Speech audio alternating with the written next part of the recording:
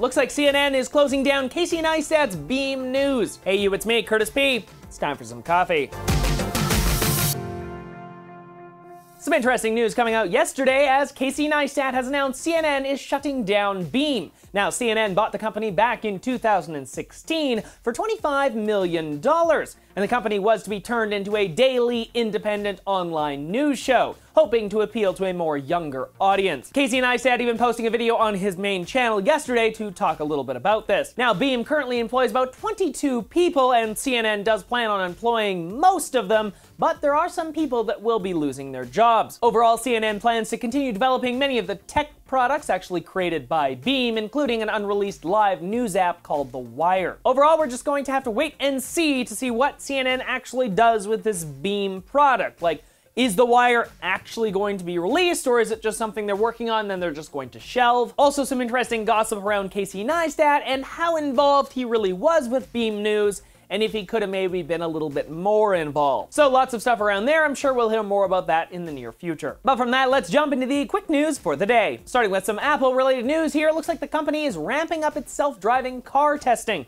as Apple has registered 24 new vehicles in the state of California for self-driving. Now, Apple has been testing out self-driving cars for some time now. Originally, it was believed Apple would be working on their own car altogether, but they have since stepped back on that plan and are instead working on a new software that may run on future cars from other manufacturers. More Apple news as the company has released information surrounding their upcoming iOS 11.3 software release, with a number of interesting improvements to the system coming. iOS 11.3 will now include new battery improvements, which will allow users to actually see the health of their phone's battery, and also allow them to turn off that controversial performance throttling, which Apple has been doing. Also included in the update are changes to the way health data can be stored on your phone, and 4 new animojis, which will be coming to the iPhone X, that being the lion, bear, dragon, and a new skull. And it looks like Apple may be moving another service away from that branding, as rumors point to Apple renaming iBooks to just Books in the near future, while also completely redesigning the app. The future app may have a whole new design and a storefront, something similar to the most recent App Store redesign. The update is also expected to be announced in the coming months, maybe at WWDC in June. Google has announced the dates for their upcoming Google I/O event, and they did it in a standard Google fashion, an online scavenger hunt. The company posted the first clue in a binary tweet and allowed people online to follow the clues and see what they could discover. It all pointed to Google I/O happening from May 8th to the 10th, but also an interesting little Easter egg inside of the entire thing.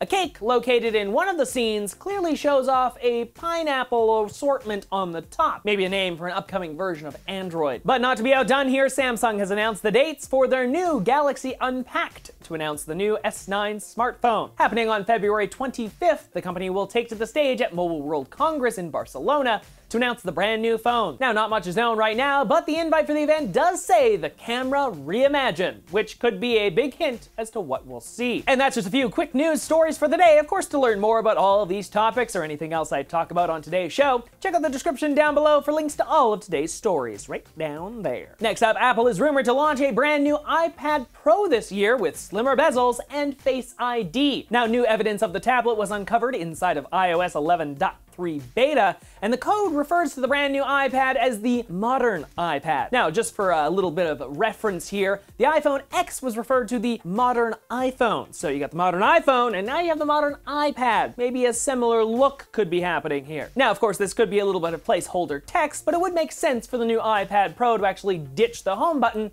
and of course adopt Face ID. But the downside here, the new iPad isn't expected to get an OLED display simply because that big of a display, it's just really hard to make, and also supplies are currently very short anyway. SpaceX has performed a static test fire on the Falcon Heavy rocket. They fired all 27 engines at once while the rocket was held down to the launch pad. Now, this is the largest rocket in the world since the Saturn V. Elon Musk releasing a tweet stating, "Falcon Heavy hold down firing this morning was good. Generated quite a thunderhead of steam, launching in a week or so. So we may see the first ever launch of the Falcon Heavy sooner than we initially thought." Elon Musk originally promised to start selling a Boring Company flamethrower if they sold 50,000 hats, And it looks like some users have found a URL on the Boring Company's website where, if you can get through the password block, it actually shows off the future Flamethrower. On the page, you can see the Flamethrower itself, a $600 price tag, and that beautiful pre-order button if you happen to be interested. It's rumored the Flamethrowers will start shipping out as early as April 1st. And that's all for today. If you enjoyed today's show, make sure you hit that like button. And of course, if you're new to the channel, make sure you subscribe and join the notification squad so you can stay up to date on all of the latest videos I post throughout the week.